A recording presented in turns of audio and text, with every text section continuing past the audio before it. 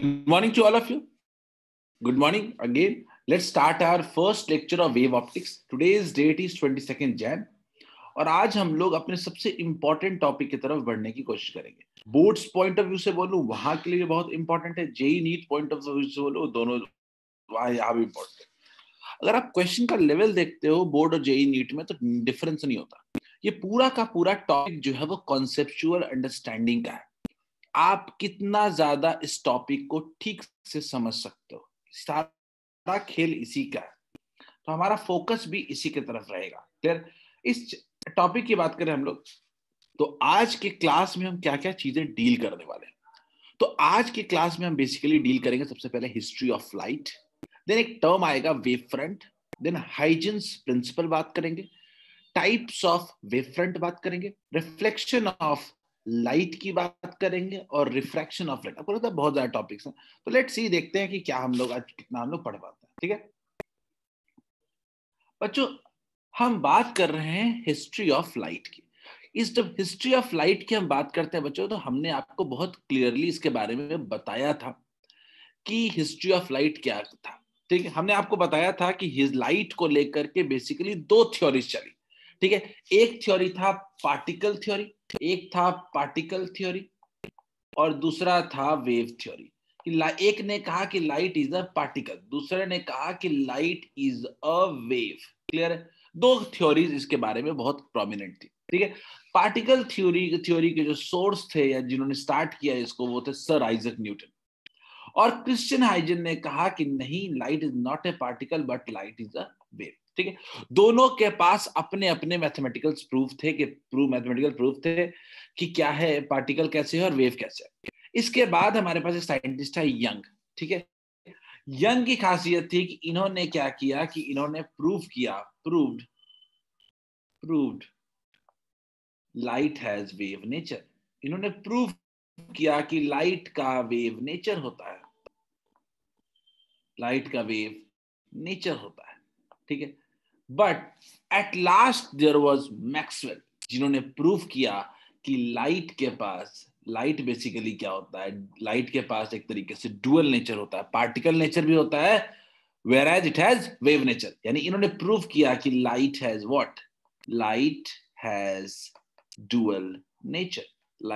Dual nature. Light के पास dual nature होता है. तो कहने का मतलब यह है कि हिस्ट्री ऑफ लाइट एक कॉन्फ्लिक्ट की बात है कि किसी ने कहा कि लाइट पार्टिकल है तो किसी ने कहा कि लाइट वेव है. ठीक है, इसका कॉन्फ्लिक्ट हमेशा चलता रहा कि लाइट एक्चुअली में क्या है. And finally it was concluded कि नहीं, लाइट दोनों है, पार्टिकल भी है और लाइट वेव भी है. ठीक है, हिस्ट्री ऑफ लाइट को लिखने की जरूरत नहीं है बिकॉज हम पहले आपको रे ऑप्टिक्स में लिखवा चुके हैं. ठीक है, अब हम शुरू करते हैं कि अगर हम लाइट को वेव मान लें तो वेव मान लेंगे तो यहीं से अपना पहला टॉपिक शुरू होता है, वेव फ्रंट्स. ठीक है, वेव फ्रंट्स पहला टॉपिक. वेव प्रॉपर्टी अगर पढ़ते हो तो आपका शुरू होता है वो है वेव फ्रंट. ठीक है, अब give me 30 seconds, I think screen freeze हो रहा है.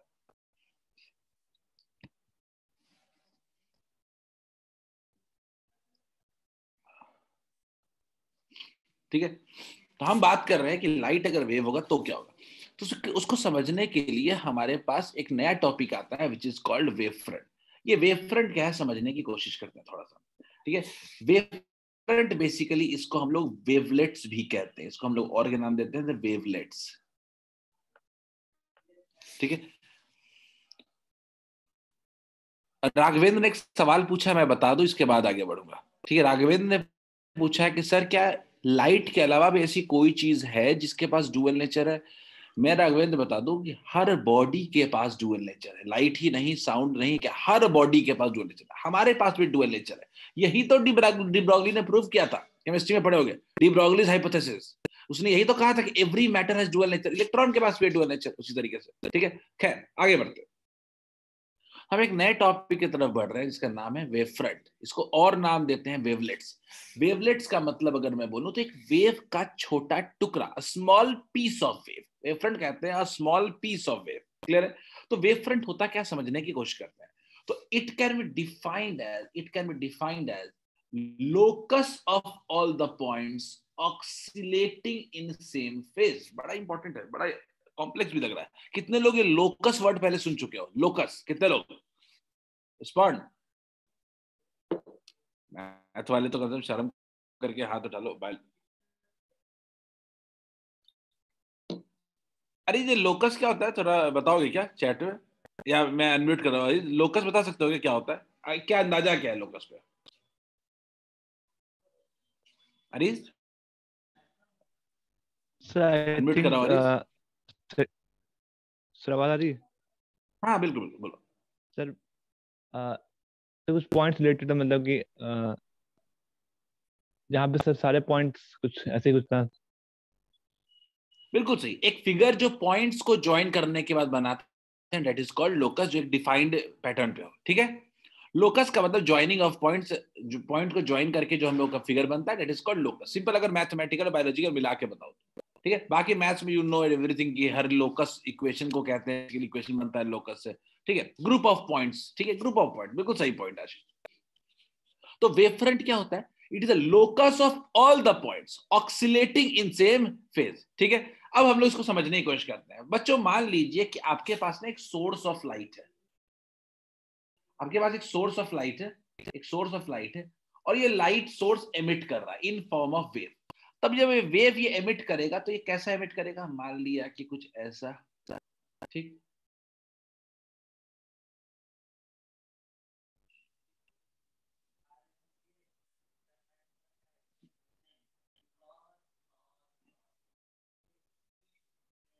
मैं कह रहा हूं ये क्या है? ये सब वेव है, सांप नहीं समझ लेना इसको।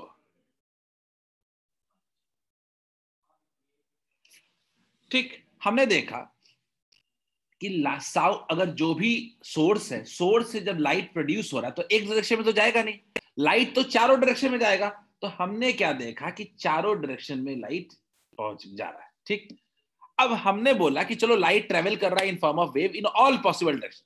मैंने बोला कि आफ्टर सर्टेन टाइम देखा तो हमने देखा कि वो हर वेव का वो पार्टिकल ढूंढा जो उसी सेम फेज में ऑक्सीलेट कर रहा है। टी टाइम के बाद हमने देखा कि देखते हैं कि हर वो पार्टिकल जो सेम फेज में ऑक्सीलेट कर रहा है, सेम फेज में, सेम स्टेट में, वो कहां पे है? हमने बोला कि इसमें यहां पे है, इसमें यहां पे है, इसमें यहां पे है, इसमें यहां पे है, इसमें यहां पे है, इसमें यहां पे है, इसमें यहां पे है, इसमें यहां पे है, इसमें यहां पे। ये सारे पार्टिकल जो थे किसी वक्त पे वो सेम फेज में ऑक्सीलेट कर रहे थे। हमने क्या किया? इन सबको मिला दिया। यही जो शेप बना है that is called wave front. Is it clear to all of you? It is the locus of all the points oscillating in same phase at given time. ये भी लिख लीजिए डेफिनेशन में, at given time, at given time. Is this clear? मैंने बोला कि आखिर ये वेव फ्रंट क्या होता है? पहला सवाल है, वेव फ्रंट होता है लोकस। तो किसका लोकस? किस किस पॉइंट का कॉम्बिनेशन? तो वैसे पॉइंट का जो किसी वक्त पे सेम फेज में ऑक्सीलेट कर रहे हैं are said to be wave front. Clear है? जल्दी इसको लिख ले सब लोग और ड्रॉ कर ले। बिल्कुल ही आदर्श। निधि हैंड रेस किया, डाउट है क्या? बोलिए।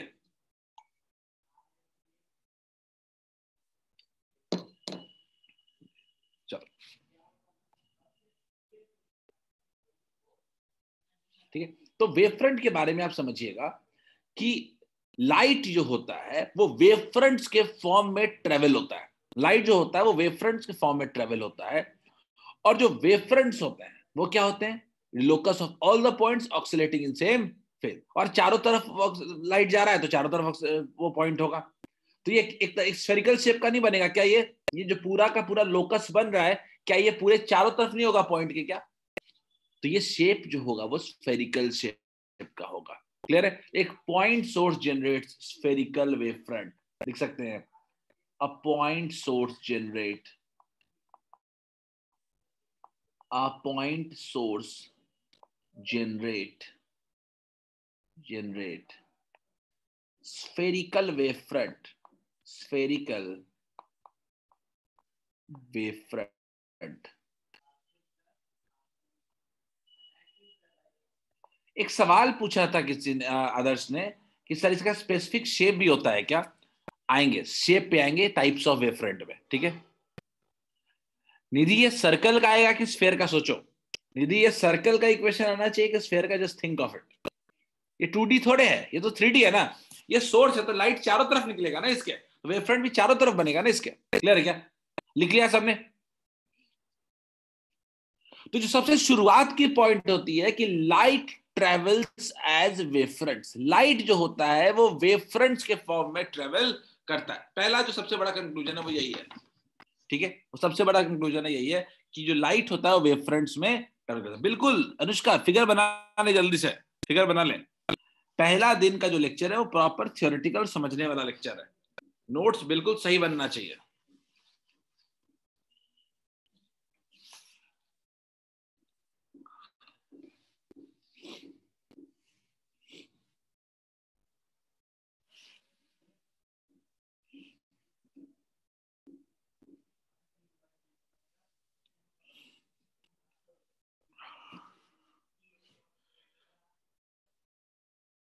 एक पॉइंट सोर्स हमेशा स्फेरिकल वेवफ्रंट जनरेट करेगा।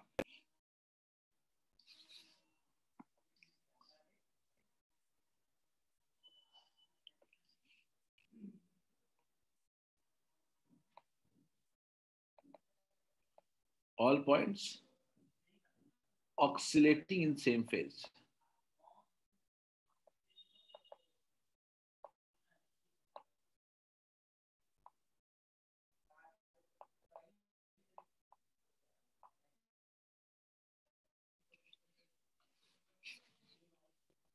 राघवेंद्र लाइव आपने पूछा है राघवेंद्र कि लाइट इज अ स्केलर और वेक्टर। समझना पड़ेगा कि लाइट कोई फिजिकल क्वांटिटी ही नहीं है, तो स्केलर वेक्टर कैसे हो जाएगा? Scalar vector types of physical quantity होता है, ये तो कोई लाइट मेजरमेंट की चीज थोड़े है। आई होप बच्चों सबने फिगर बना लिया होगा। आई एम मूविंग अहेड और मैं आगे बढ़ रहा हूं, ठीक है बच्चों। अब इस वेव फ्रंट के बाद जो सबसे बड़ा टॉपिक हमारा आता है वो आता है हाइजेंस प्रिंसिपल। क्यों हाइजेंस प्रिंसिपल पढ़ते हैं एक बार समझते हैं हम लोग, ठीक है। हाइजन ही वो साइंटिस्ट थे जिन्होंने डिस्कवर किया कि लाइट जो होता है वो वेव फ्रंट्स के फॉर्म में ट्रेवल करता है, ठीक है। और लाइट कैसे ट्रेवल करता है इसको समझाया हाइजन ने with the help of wave fronts. तो हाइजन ने क्या कहा, समझते हैं बात को। हाइजन ने कहा कि ईच सोर्स ऑफ लाइट, जो हर लाइट का सोर्स होता है, वो प्रोड्यूस करता है प्राइमरी वेव फ्रंट, ठीक है। हर एक source of light, each source of light जो होगा, it would produce a primary wave front. Her source of light क्या करेगा? चारों तरफ इसका भी लाइट जाएगा, इसका भी लाइट चारों तरफ जाएगा। और जब चारों तरफ जाएगा तो इसमें भी क्या होगा? इसमें भी वेव फ्रंट बना सकते हैं हम लोग। हमने क्या बना दिया? इसमें भी क्या बना दिया? वेव फ्रंट बना दिया। तो वेव फ्रंट जो बना वो किस शेप का बना? ये कैसा बना? ये स्फेरिकल वेव फ्रंट बना। क्या? Spherical wave front. तो हमने कहा कि लाइट का हर एक सोर्स जो सबसे पहले काम करेगा वो जनरेट करेगा प्राइमरी वेव फ्रंट, ठीक है। जो पहला लाइट सोर्स से जो वेव फ्रंट जनरेट होता है that are known as primary wave front. Remind कर लीजिए, हाइजन के 4 प्रिंसिपल हैं जिससे पता चला कि लाइट कैसे ट्रेवल करता है। हाइजन्स प्रिंसिपल हेडिंग डालने, theory boards point of view से one of the most important topic. तो हाइजेंस प्रिंसिपल लिखिए हेडिंग में, और उसमें पहला लिखिए कि ईच सोर्स ऑफ लाइट, जो लाइट का हर एक सोर्स होगा वो एक प्राइमरी वेव फ्रंट जनरेट करेगा, ठीक है। और प्राइमरी वेव फ्रंट कैसा करेगा वो दिख रहा है आपको।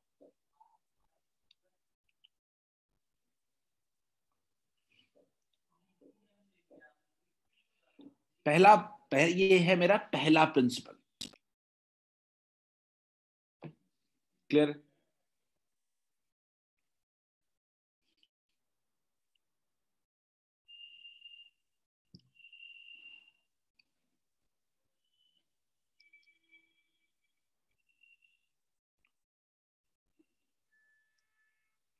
लिख लिया? ये हाइजीन का पहला प्रिंसिपल हुआ।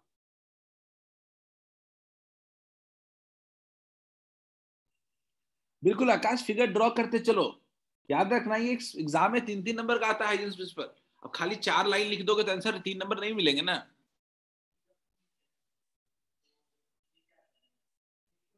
और आप तो आकाश समझ भी रहे हो, तो समझते समझते लिखो, वहां पे फिर चूज करना कि क्या फिगर ड्रॉ करोगे एग्जाम में। आप शायद समझ भी जाओगे बाद में क्या ड्रॉ करना। आप एक काम करो, एक ही फिगर बनाओ और इसको आगे भी यूज करते रहना। एक ही फिगर बनाओ और उसको आगे भी यूज करते रहना। अच्छा, साफ साफ एक फिगर बनाओ बस, 4 नहीं बनाना है आपको, एक ही बनाना है।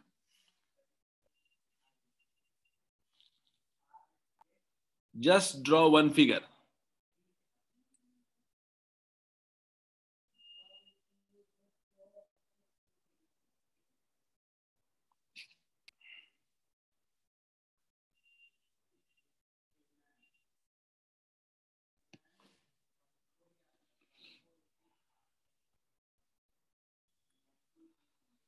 लिख लिया? चलो बढ़िया। अब बच्चों हम लोग आगे बढ़ते हैं। अब मैंने बोला कि मान लो दूसरा फिगर तुम भूल जाओ आप लोग। मैंने कहा कि आपने प्राइमरी वेव फ्रंट बना लिया। आपने क्या बना लिया? ये है मैं आपका प्राइमरी वेव फ्रंट, ये आपका है प्राइमरी वेव फ्रंट। ठीक है, हर सोर्स जनरेट करता है primary wave front.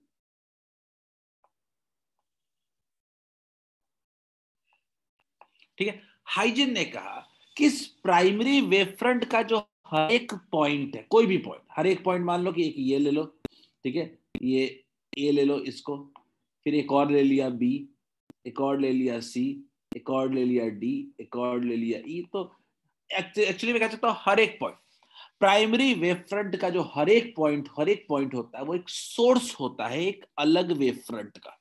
They are the source of a new wavefront called as secondary wavefront.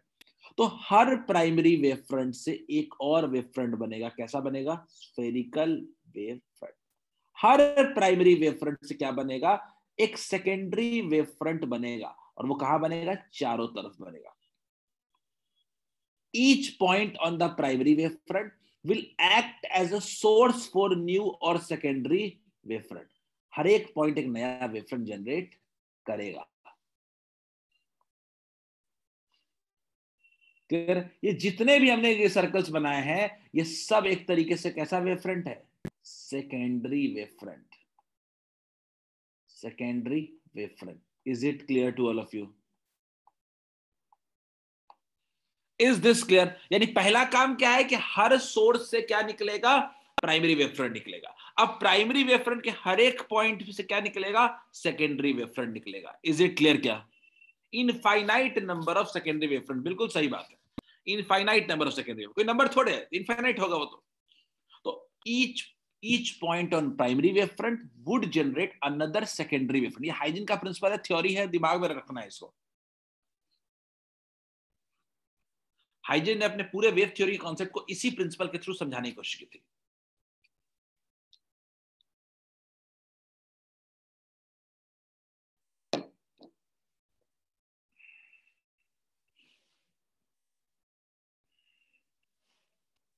तो आप इतना ही करें, जो दूसरा वाला फिगर दिख रहा है वो तो साफ साफ फिगर दिख रहा है। ठीक है, तो आप एक उस तरह का ही फिगर बना लें।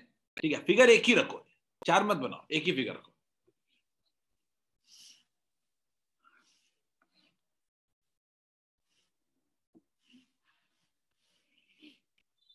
और एक तरीके से हाइजन अपने सारे पॉइंट को समझाना चाहते थे कि एक लाइट ट्रेवल कैसे करता है। एंड में आपको यही पता चलेगा कि लाइट ट्रेवल कैसे करता है।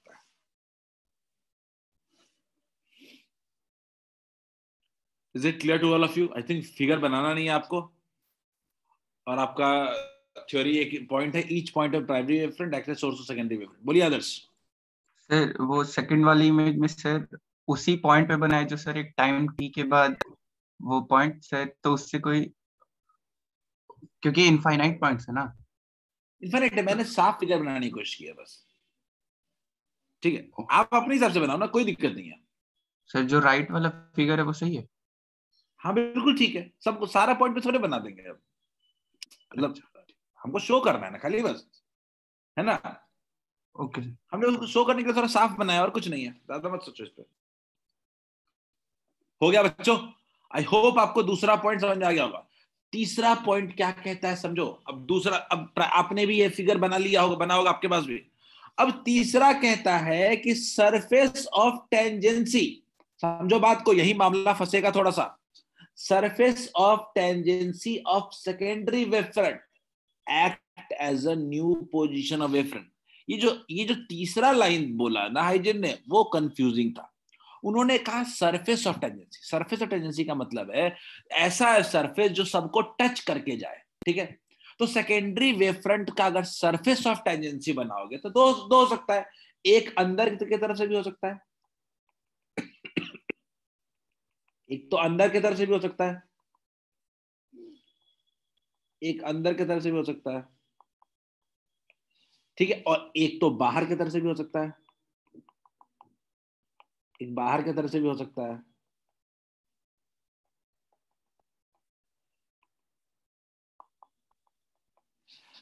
तो सरफेस ऑफ टेंजेंसी पहले क्या होता है समझो। सरफेस ऑफ टेंजेंसी होता है ऐसा सरफेस जो टच करके जाए। तो कुल मिला के अगर मैं बोलूं तो आपको दो सरफेस ऑफ टेंजेंसी बना, एक ए और एक बी। तो surface of tangency secondary wave front का जो होगा वो वेव फ्रंट का नया पोजीशन कहलाएगा। तो इससे सबने सवाल पूछा कि भाई सरफेस ऑफ टेंजेंसी जो आप बता रहे हो, जो सरफेस ऑफ टेंजेंसी आप बता रहे हो वो तो यहाँ पे दोनों हो सकता है, तो कौन सा नया पोजीशन होगा वेव फ्रंट का? तो चौथा पॉइंट में कहा, फोर्थ प्रिंसिपल में कहा हाइजन ने कि वेव हमेशा आगे बढ़ता है, वेव हमेशा फॉरवर्ड डायरेक्शन में बढ़ता है, इसलिए सरफेस ऑफ टेंजेंसी जो नया पोजीशन होगा वो कौन सा होगा? आगे वाला वेव फ्रंट, यानी कौन सा होगा? बी वाला। नया पोजीशन ऑफ वेव फ्रंट जो होगा वो अंदर वाला ना होकर सिर्फ कौन सा होगा? बाहर वाला। तो सबसे पहले थर्ड पॉइंट लिख लो आप लोग, सबसे पहले थर्ड पॉइंट लिख लो, फिर मैं आपको एक साथ ही सब समझा दूंगा, एक ही एग्जांपल लेकर सब समझाने की कोशिश करूंगा मैं आपको। Surface of tangency of secondary wave front is the new position of act as a new position of wave front। पहली बार ये शब्द यूज हो रहा है, पहली बार ये टर्म्स यूज होते हैं, इसलिए ध्यान से पढ़ना होता है थोड़ा सा।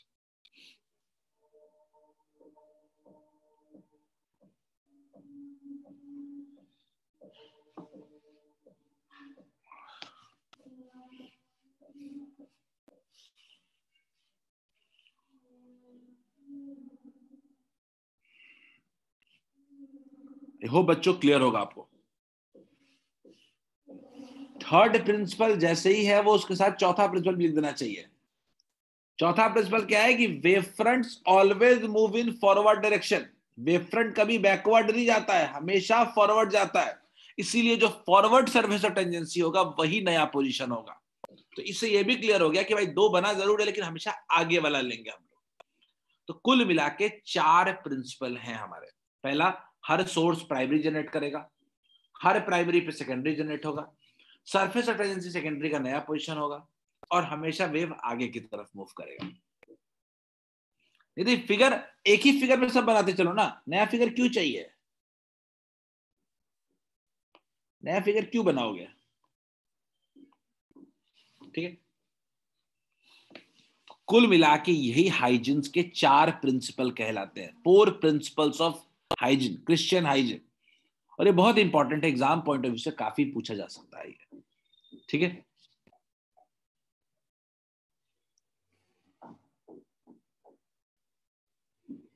अब हमारे लिए बिल्कुल क्लियर हो गया कि जो अब सरफेस ऑफ टेंजेंसी जो है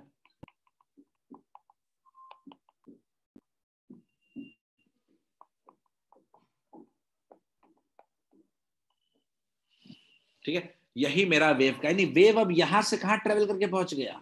यहां पहुंच गया। वेव आगे बढ़ रहा है ना, फिर सेकेंडरी जनरेट होगा, फिर आगे बढ़ेगा, फिर सेकेंडरी जनरेट होगा, फिर आगे बढ़ेगा। तो इसी तरीके से वेव फ्रंट के फॉर्म में वेव आगे क्या होगा? मूव करता रहेगा कंटिन्यूअसली।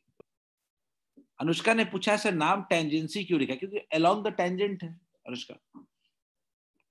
टेंजेंसी का मतलब होता है जो टच करके पास हो। चलो बच्चों, अब एक लास्ट रिकॉल, बच्चों एक लास्ट रिकॉल किया जाए, एक लास्ट रिकॉल, और पूरा कहानी को एक साथ समझा जाए कि आखिर अब हम समझते हैं कि हाइजीन का प्रिंसिपल लाइट के ट्रेवलिंग के लिए कैसे इंपॉर्टेंट है। एक बार ध्यान दे दो, कल मैं कह रहा हूं कि एक सोर्स ऑफ लाइट है, ठीक, हर सोर्स ऑफ लाइट सबसे पहला एक प्राइमरी वेव फ्रंट जनरेट करेगा, ठीक, प्राइमरी वेव फ्रंट जनरेट हो गया, स्फेरिकल शेप में होगा। अब प्राइमरी वेव फ्रंट का हर एक पॉइंट में एक सोर्स ऑफ लाइट की तरह बिहेव करेगा, तो ये भी क्या जनरेट करेगा?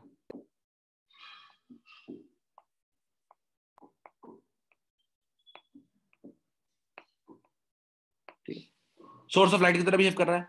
अब ये सोर्स ऑफ लाइट की तरह बिहेव कर रहा है, अब इसका जो सरफेस और टेंजेंसी होगा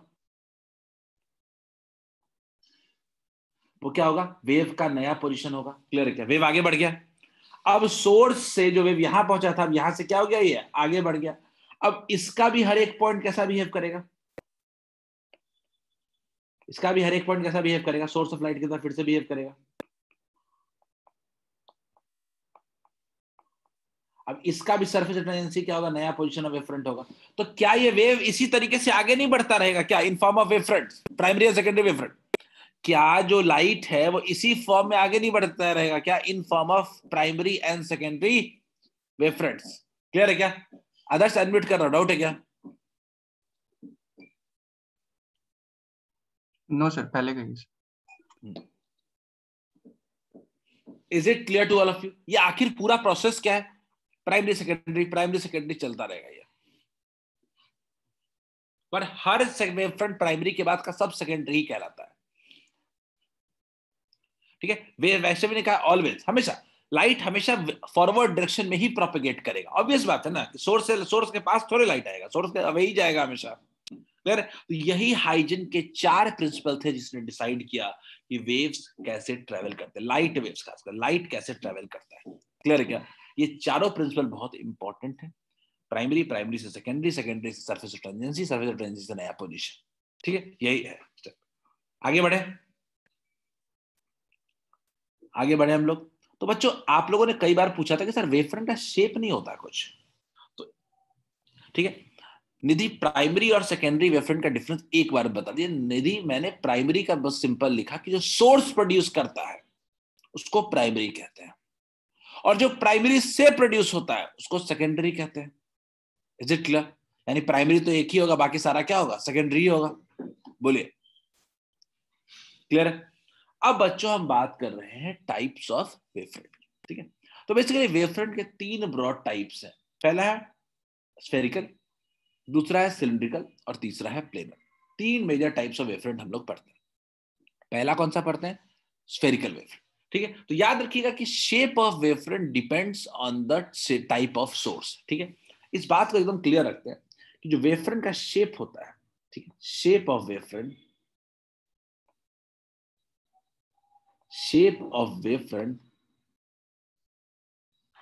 wavefront depends on source of light। बिल्कुल सोर्स ऑफ लाइट पे डिपेंड करता है। ठीक है, अब आते हैं, शिवम ने पूछा कि सर ऐसे तो वेव इन्फिनिटी तक ट्रेवल करते रह जाएगा, एक टाइम के बाद वेव वीक हो जाना चाहिए। शिवम, वेव जो होगा वो इन्फिनिटी तक ट्रेवल करता जाएगा, पर क्योंकि एटमॉस्फेयर से जब पास करता है तो उसकी इंटेंसिटी कम होती है, तो इंटेंसिटी कम होते होते क्या हो जाएगी, फाइनली वो फेड कर जाएगी। ठीक है, अगर पर जनरली अगर कोई फेड नहीं होते हुए मानेंगे तो लाइट क्या होगा, इन्फिनिटी तक ट्रेवल करता रहेगा। खैर पॉइंट से भटक रहे हो, हम लोग बात कर रहे हैं स्फेरिकल वेवफ्रंट की। ठीक है, पहला टाइप ऑफ वेवफ्रंट बता रहा हूं, स्फेरिकल। स्फेरिकल कैसे होता है, तो इसके लिए सोर्स कैसा चाहिए, source should be source of light क्या होना चाहिए, सोर्स जो होना चाहिए वो क्या होना चाहिए, पॉइंट सोर्स होना चाहिए। पॉइंट सोर्स ही क्या करता है, स्फेरिकल वेवफ्रंट जनरेट करता है। अगर सोर्स ऑफ लाइट क्या है, पॉइंट सोर्स है, तो हमेशा कैसा जनरेट करे, क्या जनरेट करेगा, ये हमेशा स्फेरिकल वेवफ्रंट जनरेट करेगा। ठीक है, हमेशा क्या जनरेट करेगा, स्फेरिकल। अभी पढ़ चुके हैं इसको तो डिटेल में दोबारा नहीं जाते फिर। Spherical wavefront clear? तो पॉइंट सोर्स हमेशा जनरेट करेगा कैसा, स्फेरिकल वेवफ्रंट। क्लियर क्या? पॉइंट सोर्स से स्फेरिकल वेवफ्रंट निकलेगा। ठीक है, मैं इसको स्टेटमेंट वाइज लिख दूंगा, अच्छे से साफ साफ लिख देता हूं, अगर साफ साफ लिख देता हूं।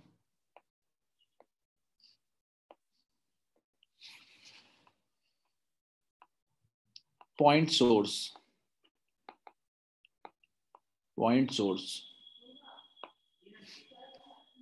produce spherical वेवफ्रंट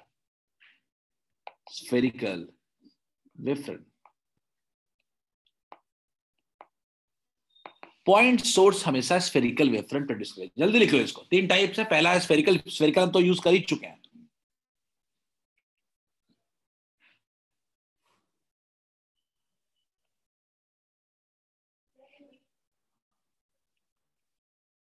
ठीक है, स्फेरिकल वेवफ्रंट प्रोड्यूस करना हो तो सोर्स कैसा होना चाहिए, पॉइंट सोर्स होना चाहिए।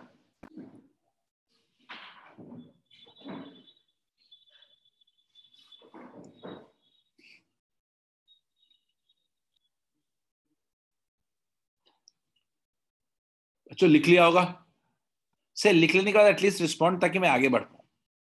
स्फेरिकल वेव फ्रंट है पहला टाइप, ये पढ़ा हुआ भी पहले का है, कैसे हुआ था अभी बताया भी था थोड़ा देर पहले, ठीक है।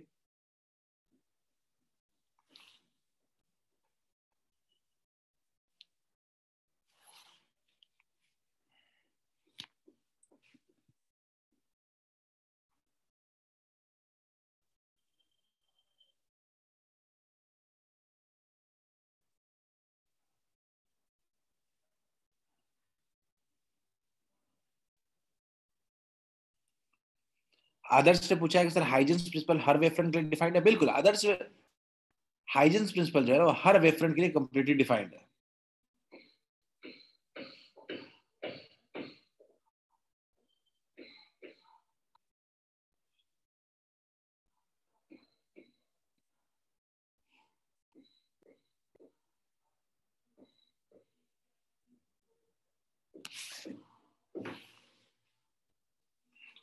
लिख लिया? चलो बच्चों अगले टाइप ऑफ सोर्स की बात करते हैं। अगला बात करने वाले हम लोग सिलिंड्रिकल सोर्स, ठीक है। याद रखना बच्चों, cylindrical source, cylindrical wave front जो होता है, सिलिंड्रिकल वेव फ्रंट जो होता है, it is generated by line source, it is generated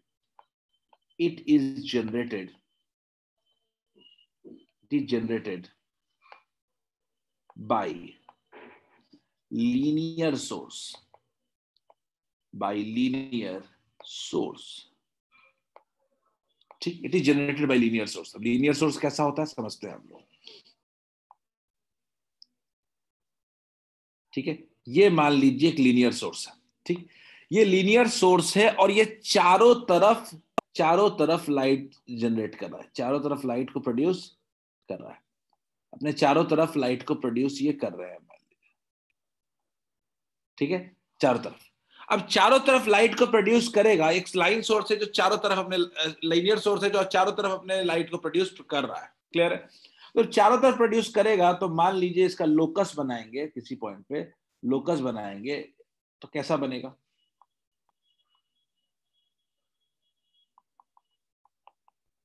एक तरीके का सिलिंड्रिकल नहीं बनेगा चारों तरफ से, ये एक तरीके से ये सिलिंड्रिकल शेप में नहीं बनेगा। तो चारों तरफ ही जा रहा है, तो क्या एक सिलिंड्रिकल शेप में बन जाएगा? तो याद रखिएगा कि एक लीनियर सोर्स होगा तो हमेशा एक सिलिंड्रिकल वेव फ्रंट जनरेट करेगा। ये किस तरह का वेव फ्रंट हो गया? Cylindrical wave front, cylindrical wave front, clear है? Is it clear? ये सिलिंड्रिकल। तीसरा होता है प्लेनर वेव फ्रंट। प्लेनर का मतलब ऐसा सरफेस मान लो, ठीक है। मान लीजिए कि एक सरफेस है planar wave front, planar source है। अगर कोई बोले कि प्लेनर वेव फ्रंट कैसे जनरेट होता है, जनरेटेड बाय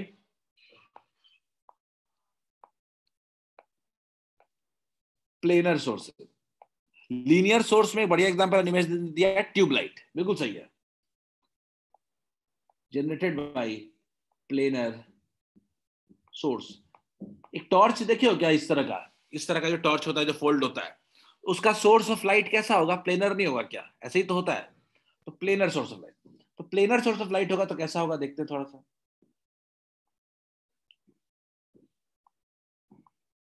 ठीक है। ये जनरेट करेगा।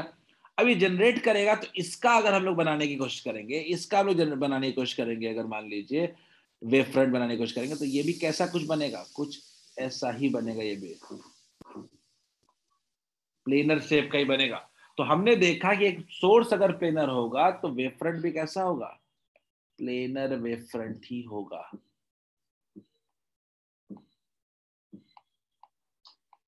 मतलब सीधा सीधा बात है, point source spherical, linear source cylindrical, planar source planar, clear है। तो वेव फ्रंट डिपेंड करता है कि आप सोर्स ऑफ लाइट कैसा ले रहे हैं, सोर्स कैसा ले रहे हैं, क्लियर है क्या?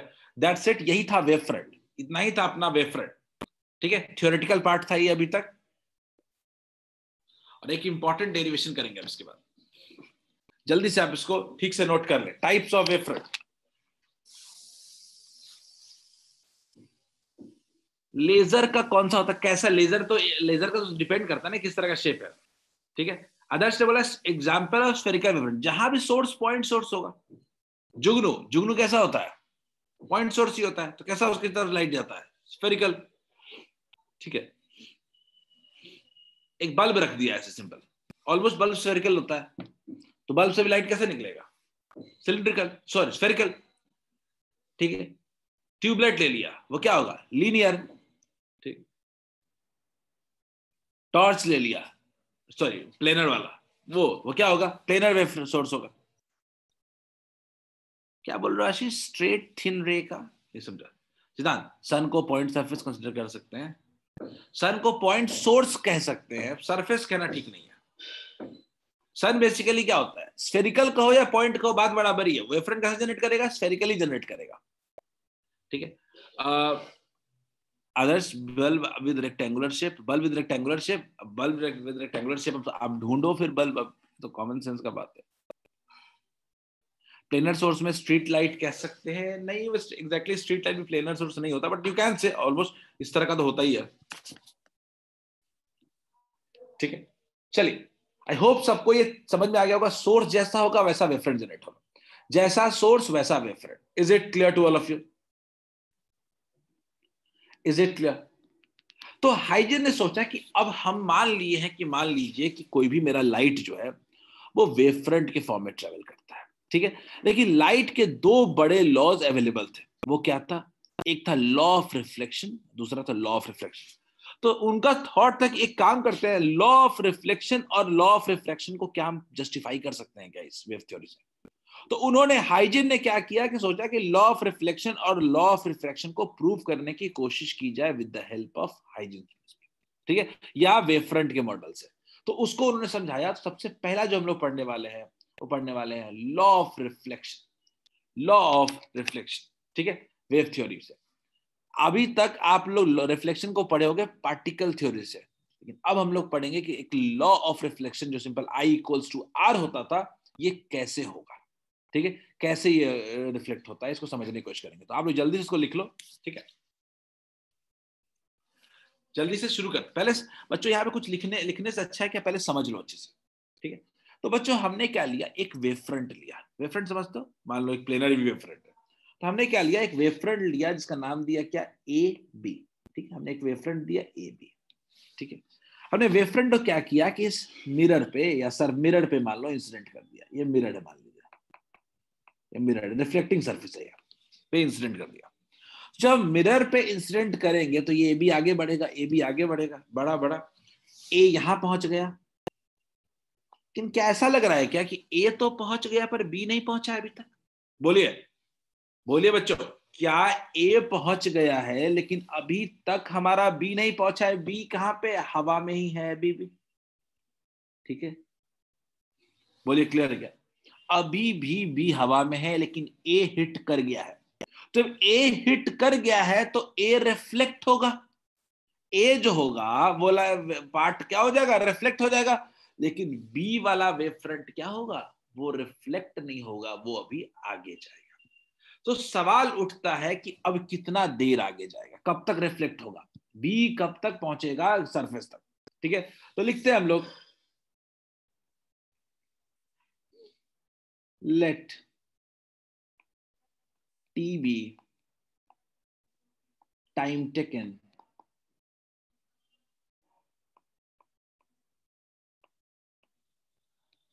between reflection at A and B, at A and B ले लेते हैं कि T टाइम तक B ट्रेवल करेगा और B T टाइम तक ट्रेवल करेगा। तो यहां पे पहुंचा है जिस पॉइंट को, उसको हम लोग नाम दे देते हैं B डैश, इसको नाम दे देते हैं हम लोग B डैश। क्लियर है? अब B डैश पहुंचा है तो आप भी बता सकते हो कि ये जो B है और B से लेके B डैश का जो वैल्यू है वो क्या होगा? V into T. अब आप बोलोगे V क्या है? तो मैं तो ऐसा कहूंगा ना कि let V be the velocity of light in medium, velocity of light in medium. मान लेते हैं कि वेलोसिटी ऑफ लाइट कितना है? V है, ठीक। तो बी बी डैश कितना हो गया? V into T. लेकिन बच्चों आप बताओ कि जब B से B डैश में जा रहा होगा, आदर्श, बीच में सवाल तुमने पूछा वो भी आउट ऑफ बॉक्स कि can a single plane makes a planar wave, तो सिंगल प्लेन ही तो कितने प्लेन चाहिए आपको इसके लिए? सिंगल प्लेनर सोर्स ही जनरेट करेगा प्लेनर वेव फ्रंट, ठीक है। अब आप सोर्स में चले गए, हम डेरिवेशन की बात कर रहे हैं, ऑब्वियसली लेट रिएक्ट कर रहे हो, ठीक है, बट स्टिल मैं समझा रहा हूं कि प्लेनर सोर्स जो होगा that would generate a planar wave front, ठीक है, सिंगल प्लेन वुड जनरेट, ठीक है। खैर फिर से आता हूं टॉपिक पे, स्टिक करता हूं, ठीक है। मैं कह रहा था ए बी एक वेव फ्रंट था, ए बी मूव कर रहा था, ए बी जब ट्रेवल कर रहा था तो देखा ए बी में कि हमने ए पहले रिफ्लेक्ट हो गया और बी रिफ्लेक्ट नहीं हुआ है। अब बी रिफ्लेक्ट नहीं हुआ है तो बी कितना दूर गया? बी से बी डैश गया, लेकिन उतने देर में आपका ए भी रिफ्लेक्ट कर गया है, उतने देर में आपका ए भी रिफ्लेक्ट कर गया है। अच्छा, ए रिफ्लेक्ट किया है लेकिन यू डोंट नो कि ए कितना डिस्टेंस ट्रेवल किया है। तो क्या आप नहीं कह सकते हैं क्या कि इन टाइम टी इसी टाइम टी में, in time T A would also travel, same medium है तो A would also travel,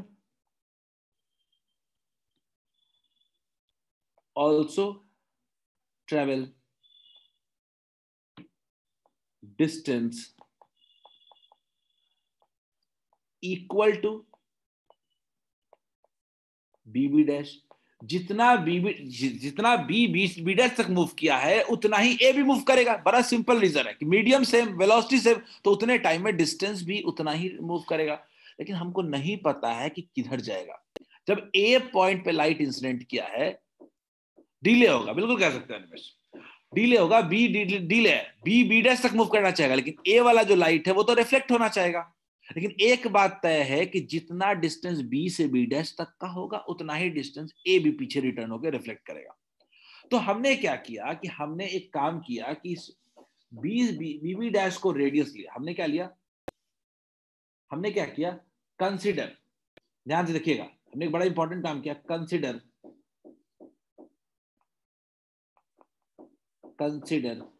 a radius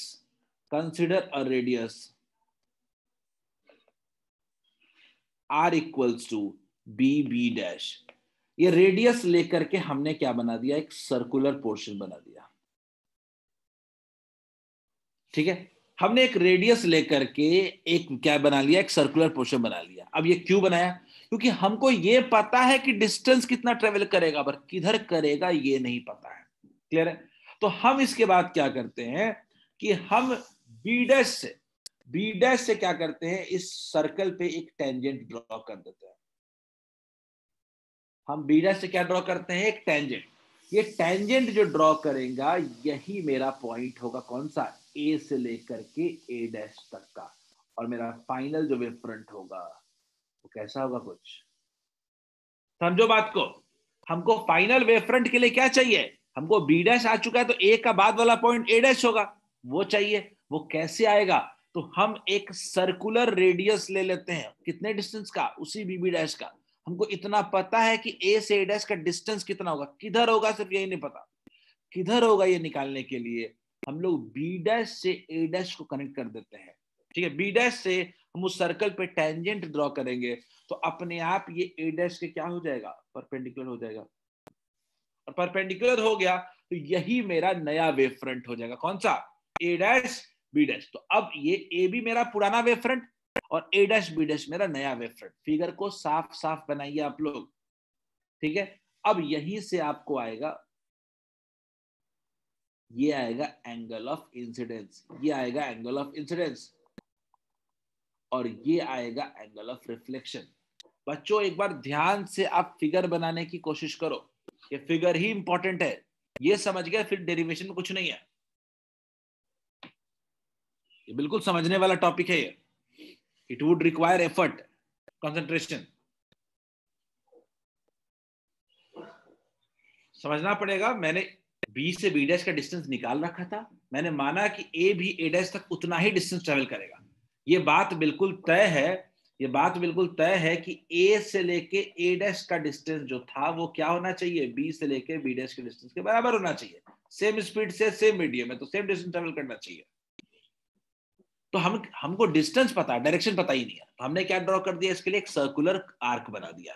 ठीक है, उसी सर्कुलर आर्क पे किसी ना किसी पॉइंट पे होना था, और वो बी डैश से क्या होना चाहिए, ए डैश होना चाहिए था। तो हमने क्या किया कि वेव फ्रंट हमेशा कैसा होगा, प्लेनर होगा, तो प्लेनर के लिए क्या होना चाहिए, हमेशा परपेंडिकुलर होना चाहिए।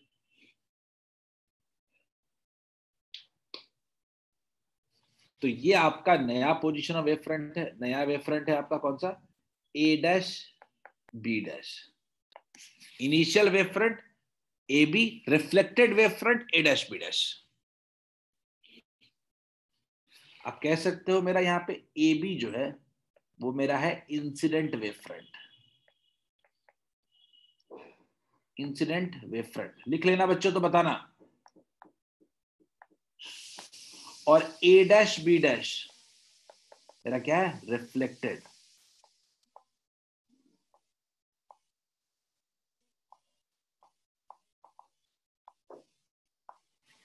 ठीक है, इंसिडेंट वेव फ्रंट और रिफ्लेक्टेड वेव फ्रंट दोनों बन गया।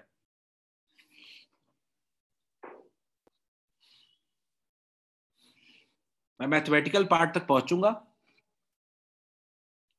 आप फिगर इसी फिगर को बना के रखो बस, खाली साफ साफ थोड़ा, सारा दिक्कत इस फिगर में ही आता है, और खास कर ये सर्कुलर वाले पार्ट पे एनसीईआरटी का लाइन पढ़ोगे बिल्कुल पता नहीं चलेगा क्या कह रहा है, बहुत शॉर्ट में बना दिया गया।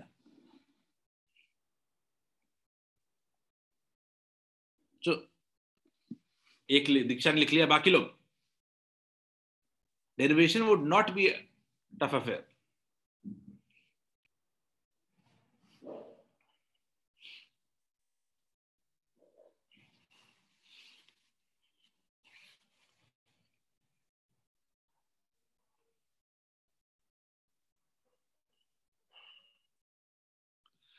राघवेंद्र, हम वेव तो जानते ही थे, हमने वेव को ही पढ़ा कि जो वेव होता है वो वेव फ्रंट्स के फॉर्म में ट्रेवल करता है। इतना देर हम यही तो पढ़ रहे थे कि वेव जो होता है वो किस फॉर्म में ट्रेवल करता है, वेव फ्रंट्स के फॉर्म में। तो यहां भी हमने क्या माना है, एक वेव फ्रंट माना है। ठीक है, हमने क्या माना यहाँ पे, वेव फ्रंट। निधि अभी आई इक्वल्स टू आर कहां हुआ है, अभी I equals to are prove कहां हुआ है, अभी आई इक्वल्स टू आर तो प्रूव करना है, अभी तो आई इक्वल्स टू आर तक नहीं पहुंचे बच्चों। होपफुली आपने लिख लिया होगा बच्चों। अभी तक हम क्या समझे, जल्दी से मैं लिख देता हूं कि मेरा एक इंसिडेंट वेव फ्रंट था ए बी, ए बी, वो जब इंसिडेंट किया तो ए पहले पहुंच गया, बी नहीं पहुंचा। ठीक, अब उसके बाद क्या हुआ कि रिफ्लेक्ट हुआ, रिफ्लेक्ट हमने देखा कैसे हुआ। अब मैं रिफ्लेक्टेड वेव फ्रंट बना देता हूं जल्दी से, रिफ्लेक्टेड वेव फ्रंट जल्दी से बना देता हूं। एक ऐसे था, ठीक,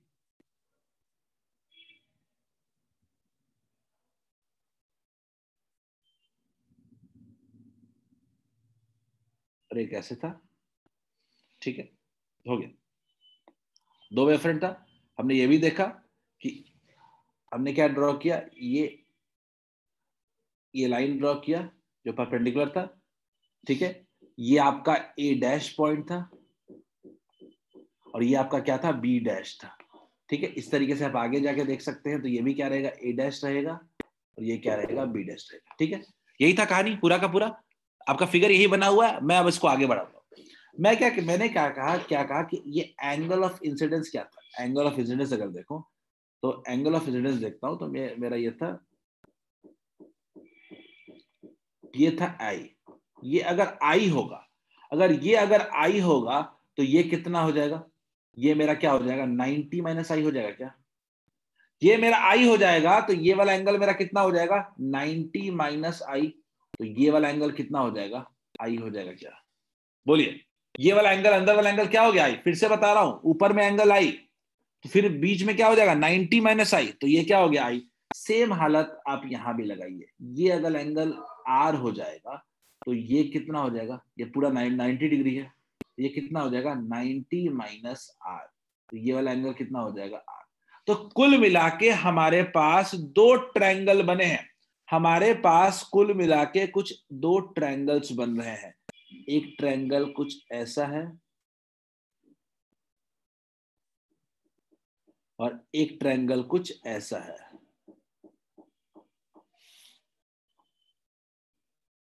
गौर से देखिए, कुल मिला के हमारे पास कुल 2 ट्रायंगल्स बन रहे हैं, जिसमें से एक में एंगल आई है और एक में एंगल आर है।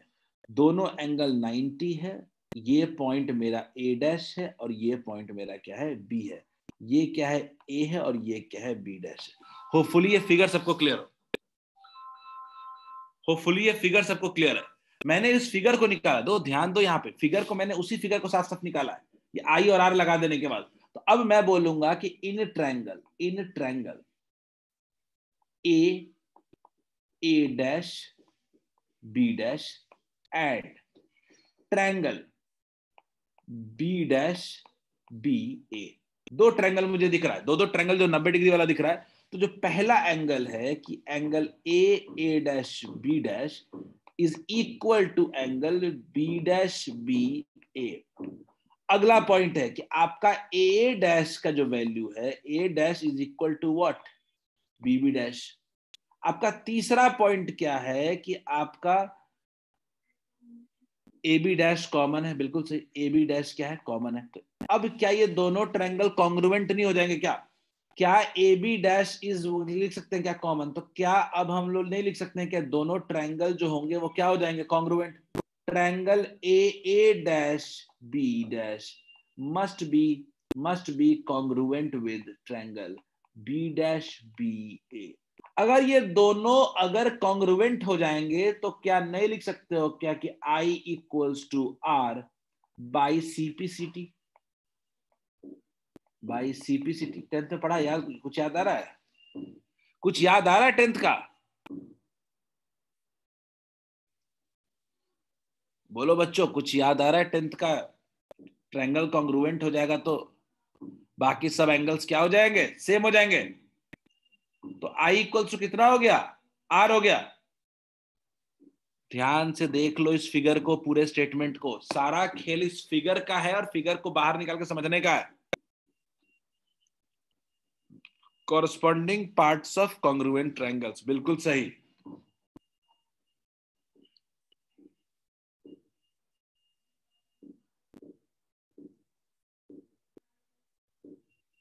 यही है law of reflection. Law of reflection क्या था? I इक्वल्स टू आर ही तो था। I इक्वल्स टू आर ही तो था। जब I इक्वल्स टू आर आपका प्रूव हो गया तो यही तो है लॉ ऑफ रिफ्लेक्शन। क्या इसी को नहीं कह सकते हैं कि hence law of reflection is proved? Hence law of reflection is verified. Law of reflection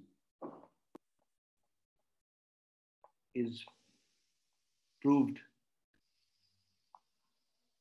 बोले बच्चों, बिना किसी एजम्पशन के, हमने कोई भी एजम्पशन नहीं किया है।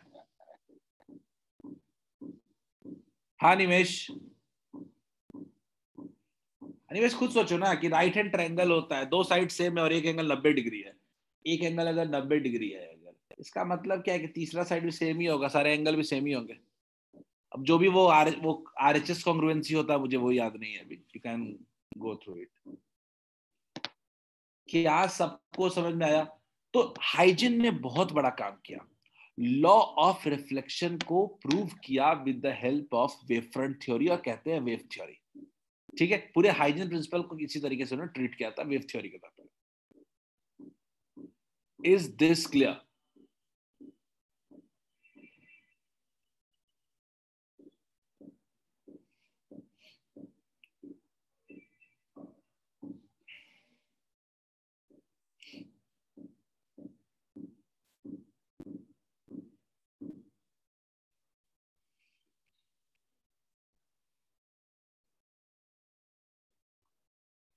Anushka, I equals to R was a known fact with the geometry as well. ठीक है, तो इसीलिए ये प्रूफ बाद में हुआ, जस्टिफाइड कि लाइट की जो थ्योरी है पार्टिकल वाली, वो हाइजेंस प्रिंसिपल के थ्रू प्रूव हो गई, वेरीफाई हो गई।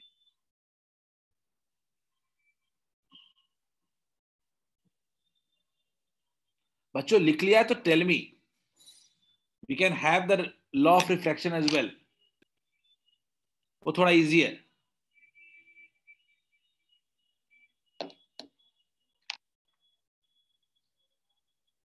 ये जो फिगर है ना, यही सारा खेल करता है।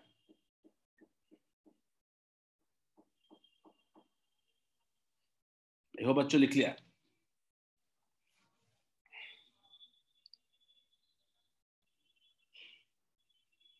चलो बच्चों यहां देखते हैं, ये इंटरेस्टिंग है, जल्दी समझ में आ जाएगा ये। आई होप कि सबको जल्दी समझ में आ जाएगा।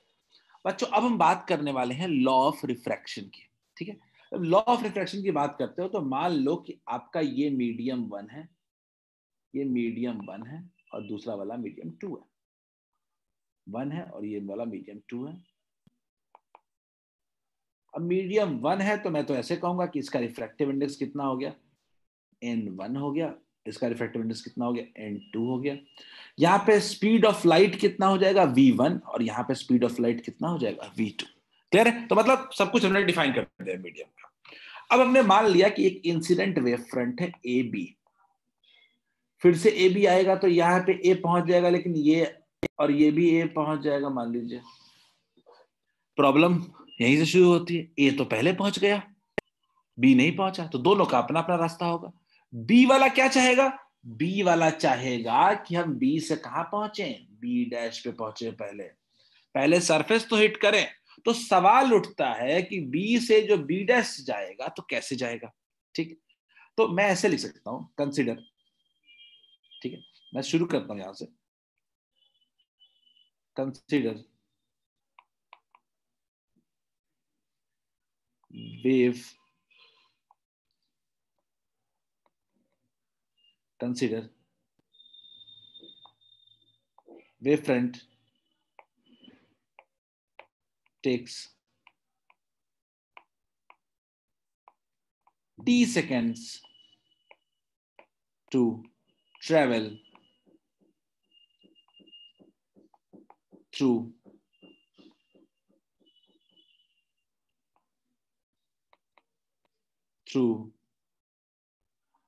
BB dash. मान लेते हैं कि BB डैश तक पहुंचने में, थ्रू BB डैश पहुंचने में t सेकेंड लग रहा है, तो क्या हम ये नहीं कह सकते कि B से लेके B डैश तक का डिस्टेंस कितना हो जाएगा, V1 इंटू टी नहीं हो जाएगा क्या? क्या B into B dash, BB dash का जो डिस्टेंस होगा, क्या वेलोसिटी इंटू टाइम नहीं हो जाएगा क्या? मैं ऐसा कह दूं कि अगर ये t टाइम लगा रहा है जाने में, तो डिस्टेंस कितना होगा, वेलोसिटी इंटू टाइम। कोई दिक्कत है क्या? V1 into T. अब B तो चलो B डैश तक पहुंच गया, लेकिन ये ए का क्या हिसाब है, ए कहां पहुंचेगा? तो अब रिफ्रैक्शन होना है, यानी लाइट को दूसरे मीडियम में जाना है। तो क्या लिख सकते हैं क्या, इन सेम टाइम,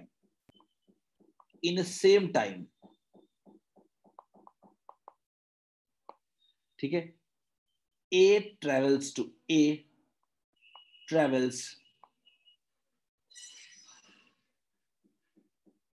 डिस्टेंस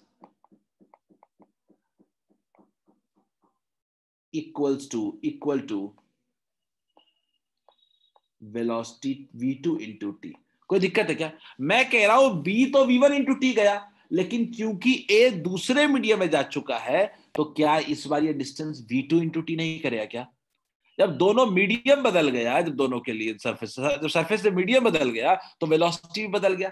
तब a वाला जो है वो कितना डिस्टेंस ट्रेवल करेगा, v2 इंटू टी। लेकिन एक प्रॉब्लम फिर से आ गई, हमको ये नहीं पता किधर जाएगा, हमको ये पता है कितना जाएगा। हमको ये पता है कि a v2 into T distance travel करेगा, लेकिन किधर जाएगा ये नहीं पता। तो ये नहीं पता, इसका बड़ा आसान सा तरीका है, कि हम क्या ले लें, हम एक सीधा कंसिडर अ सेमी सर्कुलर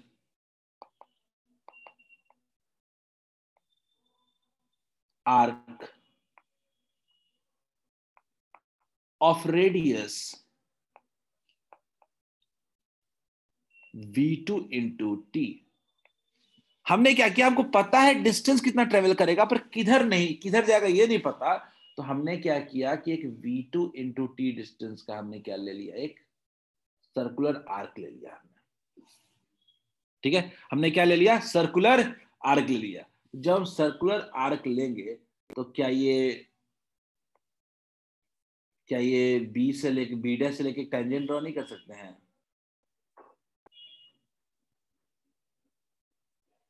क्या एक बी से लेके टेंजेंट ड्रॉ नहीं कर सकते हम लोग? हमने क्या किया, हम बी डैश से क्या कर दिए, एक टेंजेंट ड्रॉ कर दिए। तो जब हम टेंजेंट ड्रॉ कर देंगे तो क्या ये वेव कुछ इस तरफ से मूव नहीं कर जाएगा? बोलिए, अगर हम टेंजेंट ड्रॉ कर देंगे तो क्या ये वेव कुछ इस तरीके से मूव नहीं कर जाएगा? मान लीजिए बच्चों, आप एक काम करो, पहले लिख लो, इतना पहले लिख लो जल्दी से, मैं समझा दूंगा इसको। आप पहले लिख लो।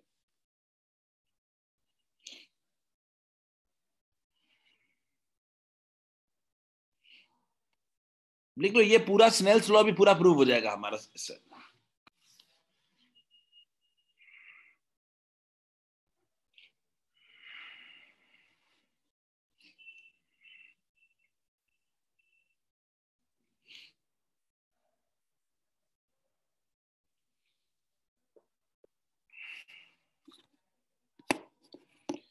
एनसीईआरटी में दो दिया हुआ है, rare to denser, denser to rare. हम एक ही करेंगे, प्रूव हमको करना है, खाली एक ही यूज करेंगे कोई।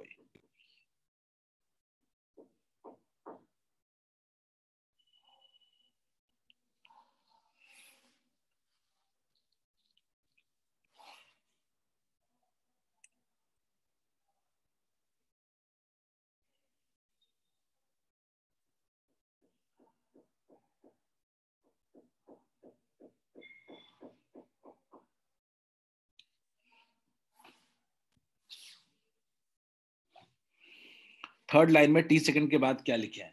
थर्ड लाइन में टी सेकंड के बाद थर्ड लाइन में टी सेकंड के बाद कहां लिखा हूं कुछ? T second two, travel travel travel travel travel, कहीं ट्रेवल लिखा।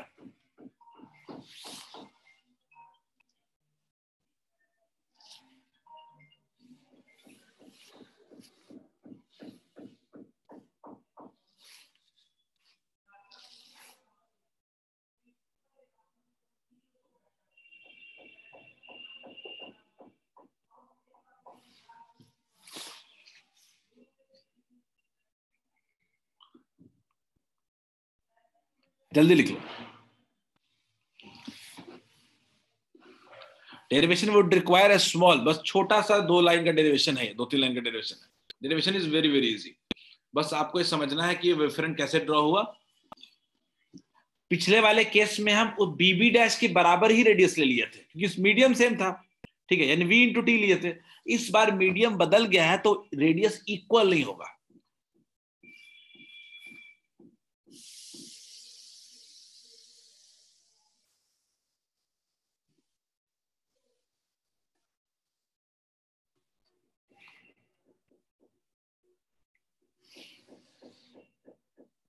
मैंने वेवफ्रंट बनाया है, आप भी उसी वेवफ्रंट को बनाइए।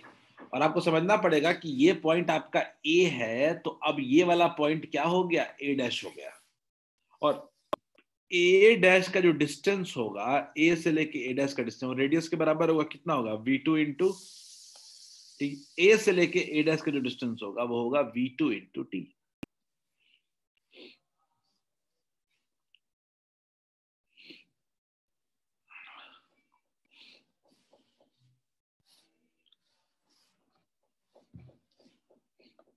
आई होप लिख लिया होगा बच्चों।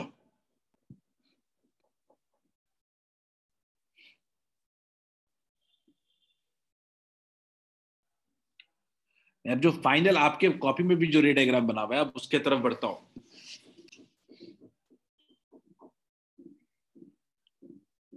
चलो बच्चों, अब मैं आपके आता हूं फाइनल रे डायग्राम पे। मैं फिर से एक बार रे डायग्राम को रीवेरीफाई कर देता हूं, आप समझ लीजिएगा एक बार, ठीक है।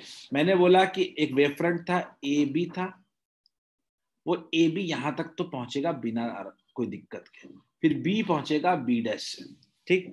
फिर उसके बाद हमने देखा कि वेव फ्रंट में वेव फ्रंट ट्रांसफर हो जाएगा। कैसे जाएगा ये वेव फ्रंट? ऐसा जाएगा,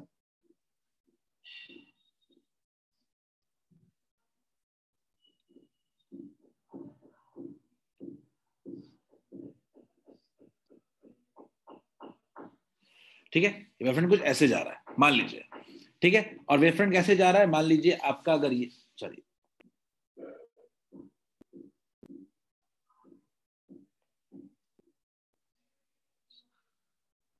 just wait for a second.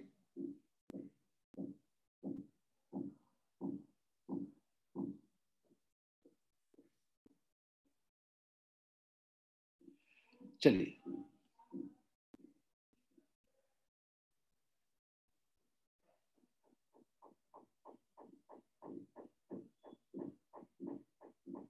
हो गया, चलिए देखते हैं। तो मैं बात कर रहा था यहाँ पे कि मेरा ए बी तो है ही, ठीक है, ये मेरा क्या है बी डैश है, ठीक है, और ये मेरा कितना है, ये ए डैश हो जाएगा, ठीक है, ये मेरा क्या हो गया ए डैश हो गया।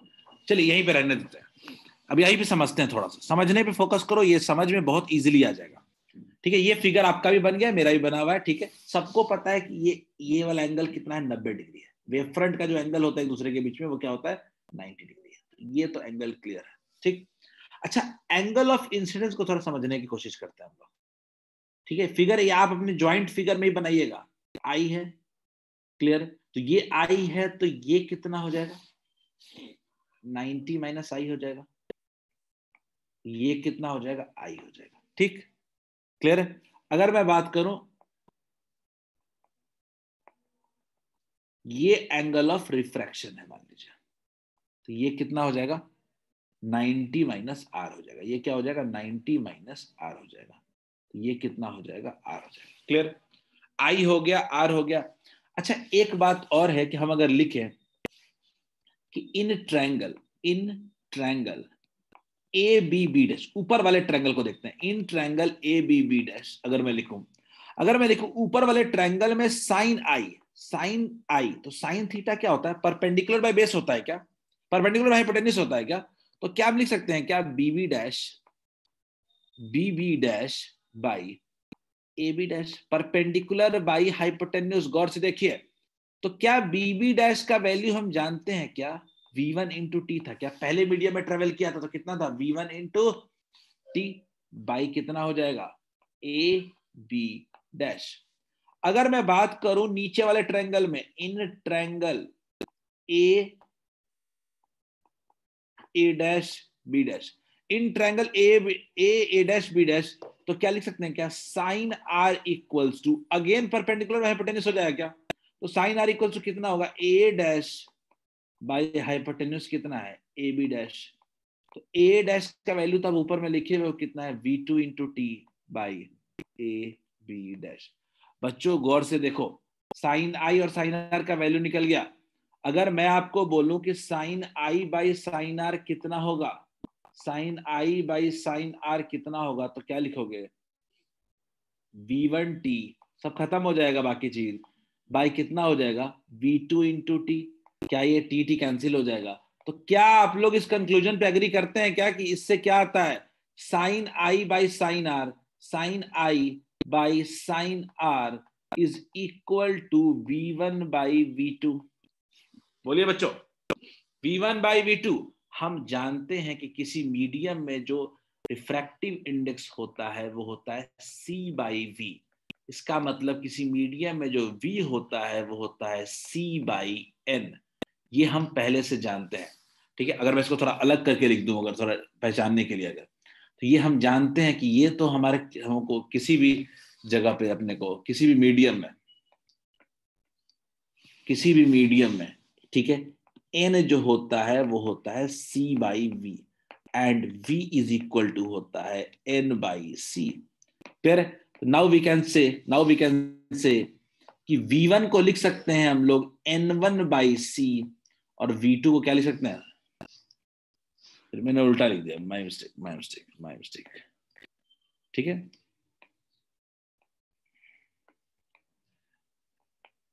v इक्वल्स टू क्या लिख सकते हैं, c बाई n, ठीक है। तो अब हम लोग क्या लिख सकते हैं, v1 इक्वल्स टू क्या लिख सकते हैं, v1 इक्वल्स टू लिख सकते हैं हम लोग c by n1 by c by n2। तो c कैंसिल हो गया, तो क्या बन गया, n2 बाई n1। क्या यही होता था क्या Snell's law, sine I by sign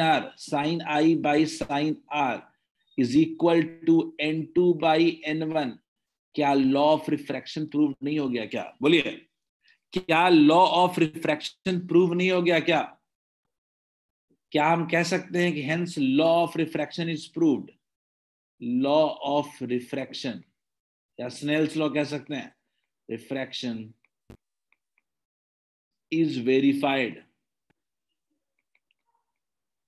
बोले बच्चों, क्या हम लोग ये कह सकते हैं कि इस कंडीशन से लॉ ऑफ रिफ्रैक्शन जो हो गया वो वेरीफाई हो गया? बोले बच्चों, आया समझ में? दो ट्रायंगल लिया, ए बी बी डैश, और नीचे वाला ट्रायंगल लिया ए डैश बी डैश, दोनों में आई और आर बना दिया, फिर साइन थीटा ले लिया, साइन आई और साइन आर ले लिया, sine A by sine R किया तो खाली v1 बाई v2 बचा, उससे v2 बाई v1 ले लिया, n2 बाई n1 ले लिया, एंड दैट्स इट, खत्म हो गया डेरिवेशन। अपने को ये एग्जाम में बोर्ड्स में प्रूफ आ सकता है अच्छे से, बड़े आराम से, बहुत बढ़िया चांस होगा आने का। वेव ऑप्टिक्स में बहुत बड़ा ज्यादा प्रूफ है नहीं, एक दो ही प्रूफ है, इसका चांसेस भी ठीक ठाक राइट है। And that's it for today, आज के लिए इतना ही। कल सबको कह रहा हूं, वेव में सब लोग इंटरफेरेंस पढ़ के आना। वेव चॉप जो 11 का चैप्टर है वेव, उसमें से इंटरफेरेंस टॉपिक को ठीक से पढ़ के आइएगा, बेसिक भी, सुपरपोजिशन भी पढ़ के आइएगा हमसे।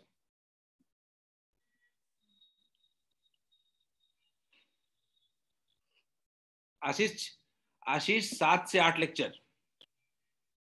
पहला जो आज का टॉपिक था वो बिल्कुल आउट ऑफ द बॉक्स और एक एक चीज नया था, ठीक है? शायद ही कोई चीज ऐसी थी जो आपने पहले पढ़ रखा था, ठीक है?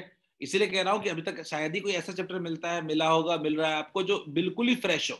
ये बिल्कुल फ्रेश चैप्टर में से है।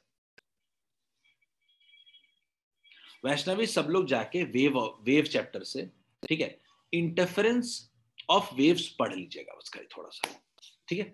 मैं वैसे पूरा डिटेल में बताऊंगा, ठीक है? But still I would expect कि आप लोग थोड़ा उसको पढ़ लेंगे, ठीक है? ये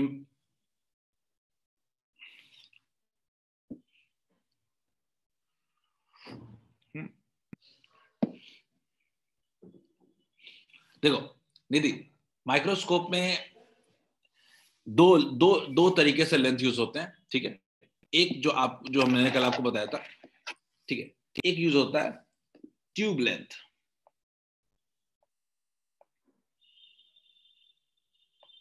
ठीक है, और एक length of telescope.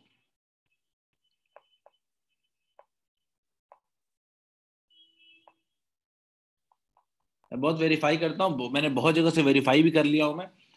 Tube length basically FO से लेकर के FE के बीच को कहो, ठीक है?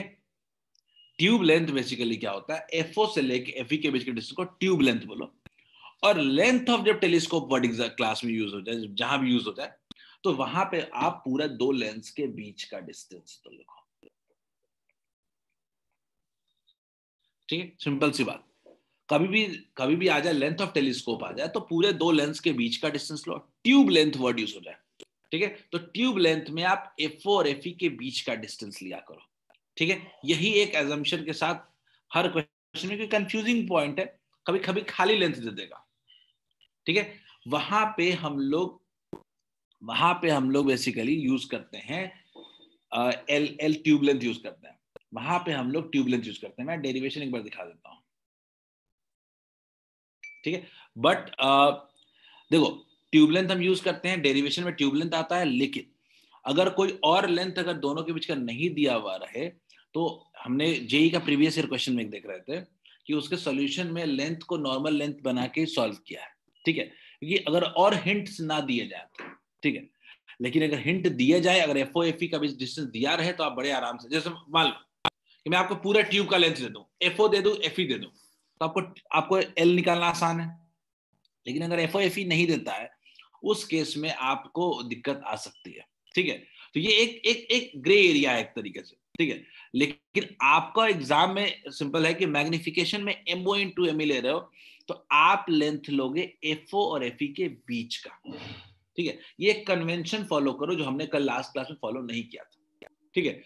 कभी भी एग्जाम में आपको सिंपल क्वेश्चन देखो, अगर आप ट्यूब लेंथ निकाल सकते हो आप, देन यूज L, ठीक है? आप L यूज करो, ट्यूब लेंथ यूज करो, ठीक है? अदरवाइज यूज कैपिटल L, ठीक है? मतलब एक कन्वेंशन है, एग्जाम में ये भी ट्विस्ट दे सकता है कि कुछ दिया ही ना रहे बीच का, then don't confuse about length, ठीक है? यू कैन कैलकुलेट इट, ठीक है? और जनरल कन्वेंशन ये माना जाता है कि फोकल लेंथ बहुत बड़ा है, तो वो जो फोकल लेंथ अगर छोटा होगा तो वो डिस्टेंस इग्नोर्ड हो जाता है, ये पूरा एजम्पशन इग्नोर करके हमने बनाया, ठीक है? लेकिन स्टिल आप L मतलब याद रखना FO से लेके FE के बीच का डिस्टेंस, और यही आपको मैग्निफिकेशन में भी यूज करना है। सिंपल फोकस, ज्यादा दिमाग नहीं लगाना इस पे। अगर कभी ब्रेन ट्विस्टर आ जाए तो हम इसको ऐसे यूज करेंगे, ठीक है। चलिए दैट्स इट बच्चों, आज के लिए इतना ही। Let's end the class for today, और कल जब हम लोग मिलेंगे तो कल हम लोग बात करेंगे इंटरफेरेंस की, ठीक है, नेक्स्ट क्लास में। दिव्यांशु तुरंत PDF अपलोड ही कर दे रहा हूं। ओके चलो बाय बाय।